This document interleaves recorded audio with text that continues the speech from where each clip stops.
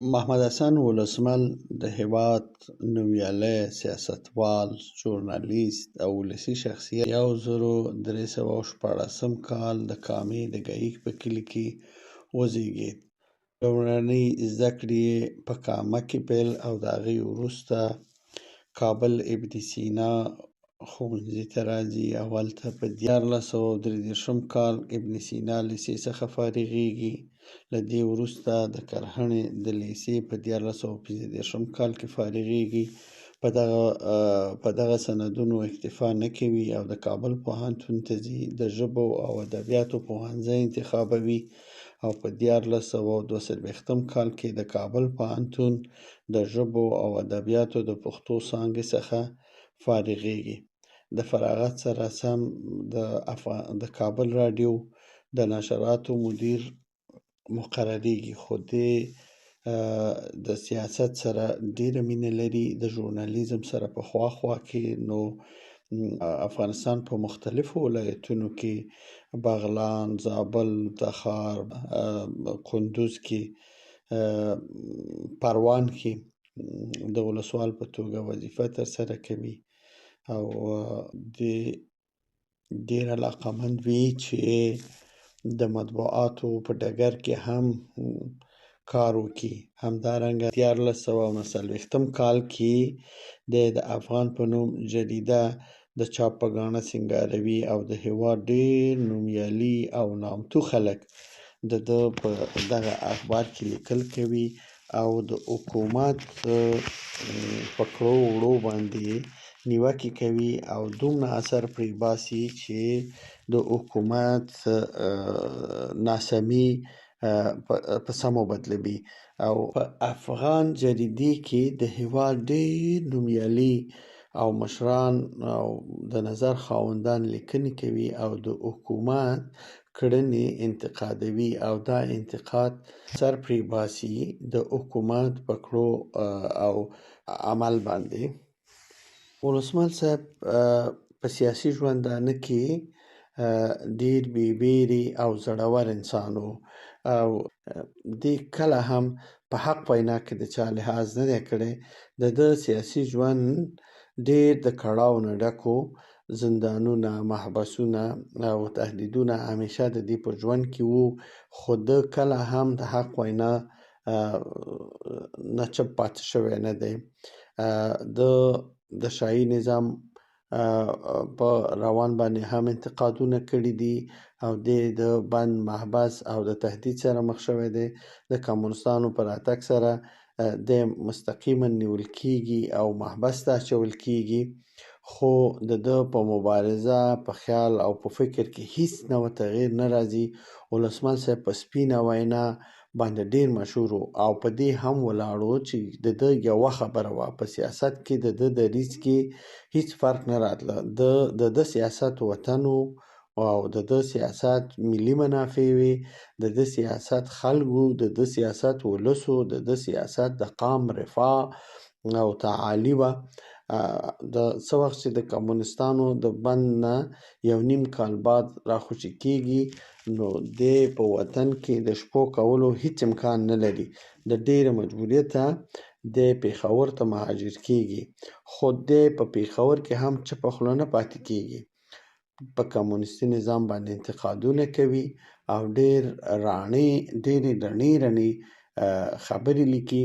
او همدارنګه ولسمل صاحب کله هم د تنظیمي مشرانو غلط کار ته سم نه دی ویلي او د کمونستي نظام په مقابل کې د مبارزې سره دی په تنظیمونو باندې هم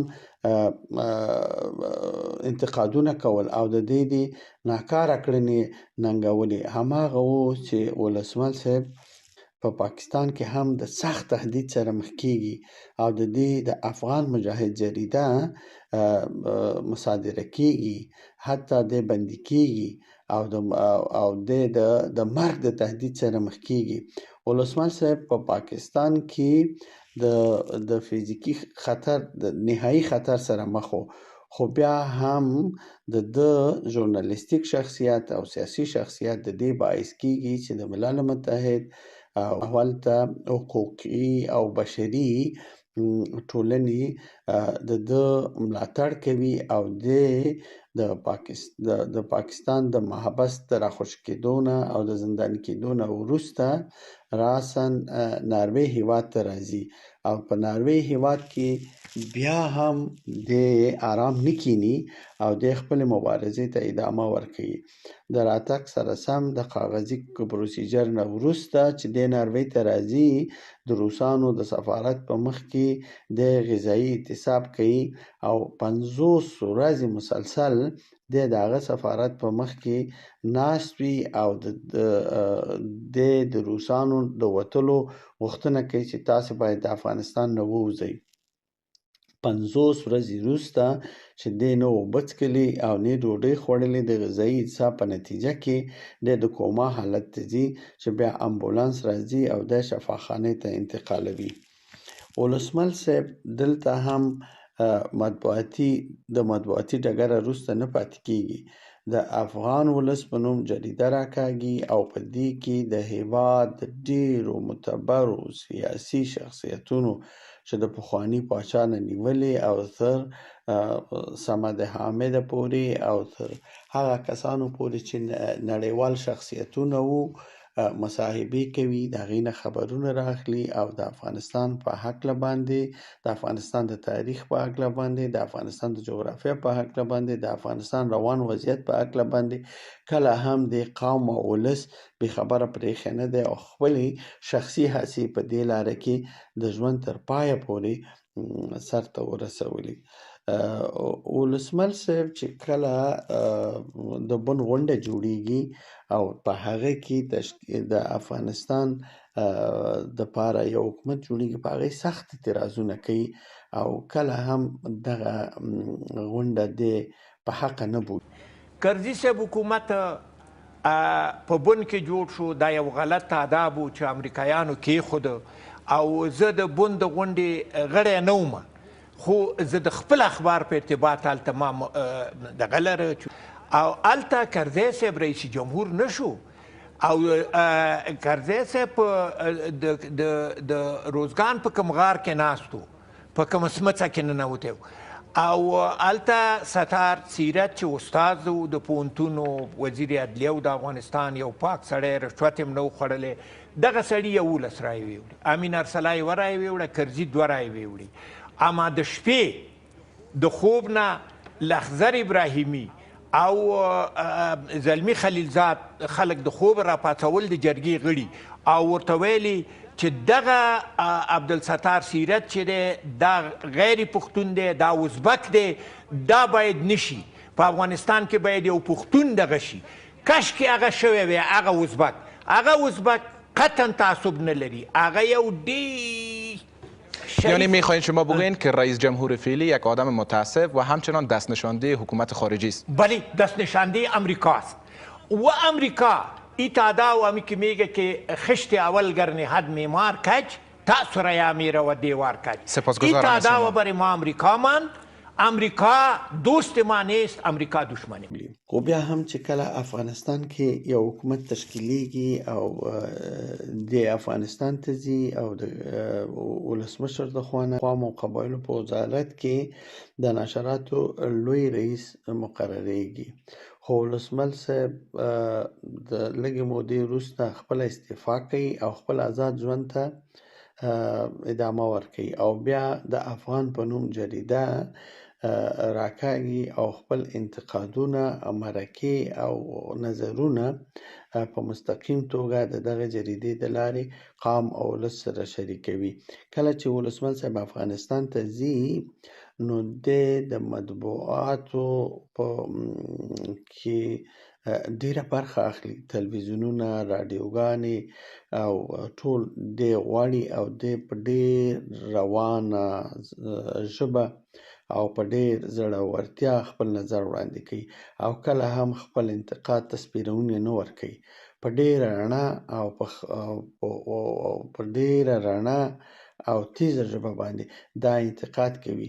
دا ټول د دې باندې چې ولسمل صاحب د خپل قوم او د خپل ولس او د خپل وطن سره بې نهایته مینه لرله او د کله هم په دغه مورد کې زغم صبر نه لاره.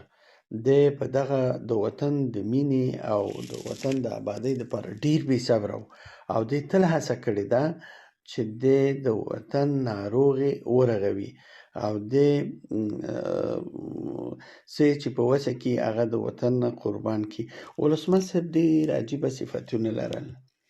دی د دې سره چې یو ژورنالیست و، یو سیاسي شخصیت و، د افغانستان په تاریخ باندې پوه و، د افغانستان په جغرافیه باندې پوه و، د نړۍ په سیاست پوه و، د همسایه‌ګانو د ګاونډیانو په سیاستونو باندې پوه و، د هغې په عزایمو پوه و، د هغې په دا ټولو قصو سره ولسمل صاحب یو ولسي شخصیت و او د ولس سره ډېر تړلی شخصیت و. دی سخت میلمه پال انسان و. دی د میلمه دومره قدر کوو چې هغه میلمه به حیران شو چې دا څه کوي. په میلمستیا کې یو افراطي شخصیت و. ولسمل صاحب ډېر سخي شخصیت و. د ولسمل صاحب یوازینۍ هیله دا وه چې قوم او ولس تعلیم او تحصیل خپل کړي. په همدې وجه د ده شخصي جایداد چې ده لاره په کامه کې هغه یې یوې مدرسې ته، یو جامع جومات ته او ورسره خوا کې یو درمعلمین دپاره وقف کړل. ولسمل صاحب خپله ټول مادیات او د خپل ژوند ټوله هستي د معارف دپاره وقف کړه. ولسمل صاحب د دې سره په خوا کې چې یو جامع مسجد یې ورغولو، د ده سره یو باغ او بڼې هم د همدې جومات سره ورغو چې د جمعې په ورځ به چې لمونځ کوونکي دغه جومات ته راتلل، د دغه باغ میوه به ده په کڅوړو کې اچولې وه او یو لمونځګزار ته به یې هغه هدیه کوله او هغه به یې ورکوله.